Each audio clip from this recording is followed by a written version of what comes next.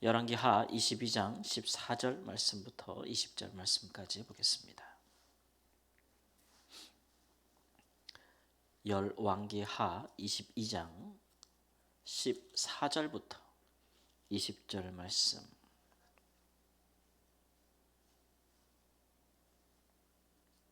(22장) 14절 말씀. 이에 제사장 hil기야와 또 아히감과 악볼과 사반과 아사야가 여선지 훌다에게로 나아가니 그는 할하스의 손자 디과의 아들로서 예복을 주관하는 살룸의 아내라. 예루살렘 둘째 구역에 거주하였더라.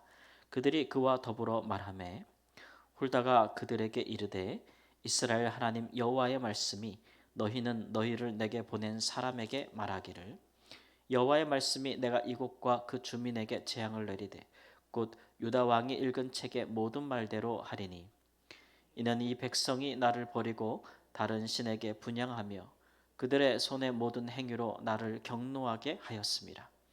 그러므로 내가 이곳을 향하여 내린 진노가 꺼지지 아니하리라 하라 하셨느니라. 너희를 보내 여호와께 묻게 한 유다 왕에게는 너희가 이렇게 말하라. 이스라엘의 하나님 여호와가 이같이 말씀하셨느니라. 내가 들은 말들에 대하여는 내가 이곳과 그 주민에게 대하여 빈 터가 되고 저주가 되리라 한 말을 내가 듣고 마음이 부드러워져서 여호와 앞 곧 내 앞에서 겸비하여 옷을 찢고 통곡하였으므로 나도 내 말을 들었노라 여호와가 말하였느니라. 그러므로 보라 내가 너로 너희 조상들에게 돌아가서 평안히 묘실로 들어가게 하리니 내가 이곳에 내리는 모든 재앙을 내 눈이 보지 못하리라 하셨느니라 하니 사자들이 왕에게 보고하니라. 아멘. 유다 왕 요시아가 하나님의 율법책을 성전에서 발견하고 그 옷을 찢고 하나님 앞에 회개했습니다. 그 율법서에 의하면 이제 하나님께 순종하지 아니하고 타락한 유다가 앞으로 어떻게 될 것인가 하나님의 말씀에 따르면 이제 언약적인 저주가 임할 수밖에 없는 상황인데 이런 것에 대해서 요시아는 먼저 이제 하나님께 묻기를 원했죠. 무엇이든지 하나님께 나아가서 먼저 물어보고 또 자기가 어찌 행할 바를 알기를 원하는 그 마음은 참으로 하나님이 기뻐하시는 모습이다라고 할 수가 있겠습니다. 요시아 왕이 이제 궁금했던 것은 그렇다면 과연 이 유다가 이 율법서에 기록된 대로 그렇게 하나님 앞에 벌을 받고 또 저주를 받을 것 같으면 그때가 언제이겠는가? 혹은 내가 지금 통치를 시작한 이때 그런 일들이 있겠는가? 그러니까 자기가 하나님 앞에서 처한 이 시대적인 상황이 이제 궁금했겠죠. 뿐만 아니라 그때에는 이제 북이스라엘을 멸망시켰던 아수르가 그 세력이 급격히 쇠퇴하고 이제 바벨론이라는 나라가 새롭게 급부상하면서 대외적으로도 어떻게 자기가 정책을 펴야 할지 혹은 하나님 앞에 유다 왕으로 자기가 이제 통치를 시작하면서 어떤 일들을 해야 할지를 알으려면 지금 자기가 어떤 상황에 처했는지를 알아야 되잖아요. 그리고 무엇보다도 자기가 왕이긴 하지만 진정으로 이스라엘의 왕이신 하나님이 지금 이스라엘 가운데 어떤 일을 행하려고 하시는지에 대한 분명한 이제 계획과 이해가 있어야 그 상황에서 자기가 무엇을 해야 될지를 알 수 있겠죠. 이렇듯 우리가 이제 하나님 앞에서 여러 궁금해하는 것들이 있지만 중요한 것은 우리가 지금 놓여 있는 이 상황이 지금 어떤 상황인지를 제대로 파악하는 것은 이제 굉장히 중요합니다. 그래서 이 상황에서 내가 무엇을 해야 할지를 알 수 있겠죠. 한 나라의 상황은 그 지금 이 당시에만을 보고는 알 수가 없고 그들이 그 전에 어떻게 행해 왔는지 지금 유다의 영적인 상황과 또 사회적인 상황 그런 상황이 어떤지 또 하나님께서 앞으로 유다에 대한 어떤 계획을 갖고 계신지를 분명히 알아야 자신의 역할을 할 수가 있겠죠. 그래서 이 모든 것을 하나님께 묻고자 하는 이 요시아 왕의 태도는 하나님이 참 기뻐하시는 태도라 그렇게 할 수 있을 것입니다.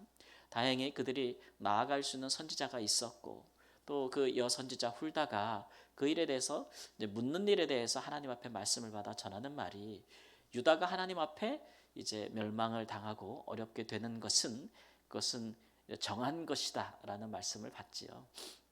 그러나 네가 하나님께 겸비하니 이 일이 내 생애 동안은 통치 기간 동안은 이루어지지 아니하리라. 이렇게 이제 두 가지 말씀을 받는 것입니다. 이 말씀을 받고 이제 요시아는 두 가지 생각을 하지 않았겠어요? 유다가 그동안 아주 오랫동안 모든 왕들의 통치 기간을 겪으면서 하나님께 범죄함이 크고 또 그것을 돌이키지 못한다. 결국은 그것으로 말미암는 하나님 앞에서의 재앙을 돌이키지는 못할 것이다. 라는 정해진 하나님의 심판에 대한 분명한 말씀을 먼저 들은 것입니다. 요시아가 하나님 앞에서 겸비하고 또 하나님이 기뻐하시는 통치를 행하실 수가 있겠죠. 그의 또 그의 할아버지 히스기야가 또 그런 통치를 행하였거니와, 그런데 이제 중요한 것은 유다 왕의 역사들을 보면은 왕들이 바뀔 때마다 유다가 하나님 앞에서 그 나라가 거룩할 때도 있었고 그러나 심히 타락할 때도 있었지만, 그 나라의 통치 후반기로 올수록 그 왕들의 타락함이 심히 커서 성경에서도 이야기하지만 그 땅에 있었던 이방 나라들 혹은 주변국에 있는 이방 나라들보다 그 타락함과 그 부패함과 그 죄악, 그리고 무죄한 자의 죄가 없는 자들의 피를 흘리는 그런 일들이 훨씬 심했다라고 이제 말씀하고 있어요. 그런 죄악들이 어디 가겠습니까? 그러니까 하나님의 심판이 정해졌다라는 것들에 대해서 요시아가 이제 들었던 것이고, 또 하나는 그러나 네가 나한테 겸비하고 하나님 앞에서 네가 그 마음, 이 겸비한 마음, 회개하는 마음으로 행한다면 너의 생애 동안에는 네가 그런 재앙을 보지 아니할 것이다. 라는 이제 두 가지 말씀을 받았다는 거예요. 이런 말씀을 받고서는 이제 그 요시아가 어떻게 행하는가, 이제 그런 것이 되게 중요하겠지요. 왕들의 통치, 요시아는 하나님 앞에 겸비하고 있지만 우리가 생각할 때 그러면 하나님 이렇게 좋은 왕이 나타났는데 그러면 하나님께서 유다를 향해 내리고자 했던 모든 재앙들을 다 물리시는 것이 또 내리지 아니하시는 것이 맞지 않습니까? 라고 우리가 생각할 수 있지만, 우리가 이제 유다의 역사에서도 보듯이 요시아 이후에 등장하는 왕이 선한 왕일지 악한 왕일지 우리는 알 수가 없는 것이죠.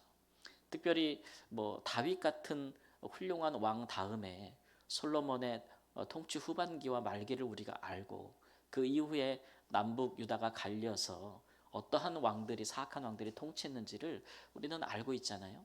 히스기야 왕 같은 훌륭한 왕이 있었을지라도 그 아래에서 므낫세 같은 최악의 왕이 등장하게 되는 것이고, 다시 요시아와 같은 선한 왕이 잠시 등장한다 할지라도 그 이후에 또 어떤 사악한 왕이 등장할지 그 역사를 보면 이스라엘이, 특히 유다가 하나님 앞에 영구히 돌아오는 일은 없을 것이다라는 것을 이 열왕기의 이제 그 기록들이 그 역사를 통해서 계속해서 보여주고 있는 거예요.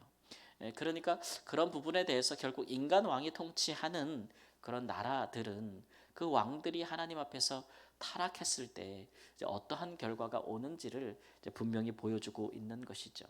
그래서 우리는 이제 하나님 앞에서 우리가 속한 공동체, 우리가 속한 시대, 또 이 사회가 지금 하나님 앞에서 어떠한 모습인지를 분명히 자각할 수 있는 영적인 자각이 있어야 하고, 그런 일들에 관해서 예수님도 그러했지만 사도들도 말했듯이 그것을 이제 그 시대를 분별하는 일이라고 말씀하고 있는 거죠. 분별하는 거. 우리가 처한 시대를 분별해야 돼요. 그래서 그렇게 분별하게 되면 내가 하나님 앞에서 무엇을 해야 될지를 알게 되는 것이죠. 내가 하나님 앞에서 무엇을 해야 할지. 그것이 우리가 하나님께 나가서 이제 물어야 되는 이유입니다. 하나님의 말씀은 이러한 시대에 이런 일이 있을 것이다 라는 것들을 기록해 놓은 것이고, 그러면 우리 때에는 과연 우리의 지금 상황이, 시대를 분별함이 지금 이러한 모습인데, 그러면 하나님 말씀에 의거하여 우리 가운데 어떤 일이 일어날 수 있겠는가를 하나님께 묻고, 과연 우리 때에는 하나님이 어떻게 행하실까를 듣고 우리가 마땅히 해야 될 바를 생각하는 그런 것들이 우리 믿는 사람들의 경건이 아니겠습니까?